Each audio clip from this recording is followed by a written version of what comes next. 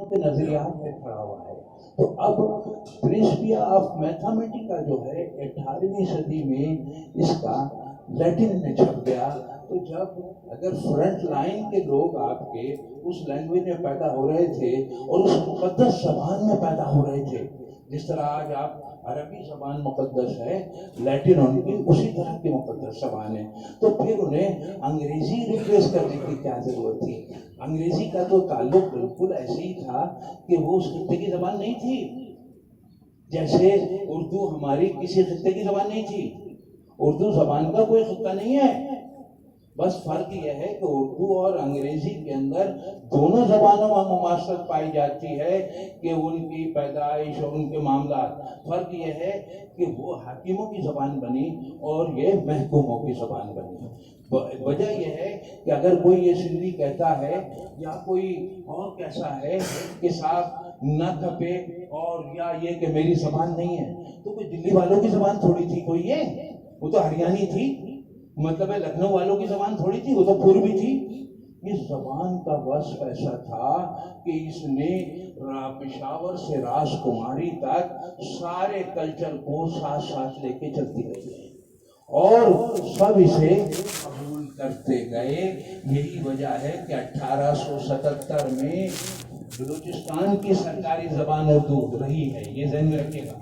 یعنی 1877 اور 20ویں صدی کے اوائل میں خیرپور کی سرکاری زبان اردو تھی جناب. تو اب معاملہ کیا ہے کہ میں نے آپ کو بتایا کہ جس قوم کا نیریٹو نہیں ہوتا وہ قوم تقسیم در تقسیم ہوتی ہے، ڈیوائڈ ہوتی ہے. تو اب معاملہ یہ ہے کہ اگر آپ ایک نیریٹو پر آ جائیں گے، دیکھیے جب اسلام کے نام پر ملک بن گیا تو اسلام میں تو کہیں ملک کا تصور ہی نہیں ہے تو بتا دیں مجھے کوئی آدمی. ساری زمین جو ہے وہ اللہ کی ہے، کائنات میں ایسے ہی ہے یا کچھ اپنی طرف سے تو نہیں کہہ رہا نا میں. تو اب معاملہ یہ ہے کہ جب آپ نے بنا لیا تو اب اس نیریٹو کو، اس ملی تصور پر جب ملک بنا آپ کا، تو آپ کو چاہیے یہ تھا کہ ملی تصور کو وطنی تصور سے جوڑتے آپ. اچھا وہ نہیں جوڑ پائے آپ.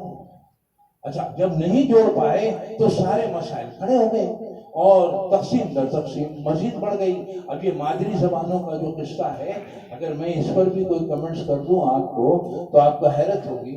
جیسا کچھ حال اردو کا یہاں ہے وہی کچھ حال ہندی کا وہاں ہے. اگر آپ چنئی چلے جائیں گے، آپ مہاراشٹر چلے جائیں گے، ملیالم، کنڑا اور بنگالی اور اس کے علاقے، تو آپ کو کہیں گے یار یہ ہندی ہماری زبان تھوڑی ہے. لیکن جب یونیسکو کی رپورٹ آئے گی تو سب سے زیادہ ہندوستان میں بولنے والے کون ہیں؟ ہندی.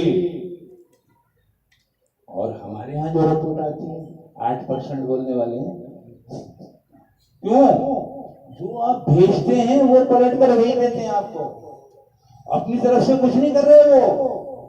وجہ یہ ہے کہ یہ جو تقسیم در تقسیم کا معاملہ ہے، زبان جو ہے مذہب سے بھی بڑا یونٹ بناتی ہے اکائی، وہ آپ کو پسند نہیں ہے. اگر یہ تقسیم رک گئی تو ایک بات مجھے یہ بتا دیں کہ وہ جو جس جگہ جاگیردارانہ نظام ہوتا ہے وہ قبائلی معاشرہ ہوتا ہے.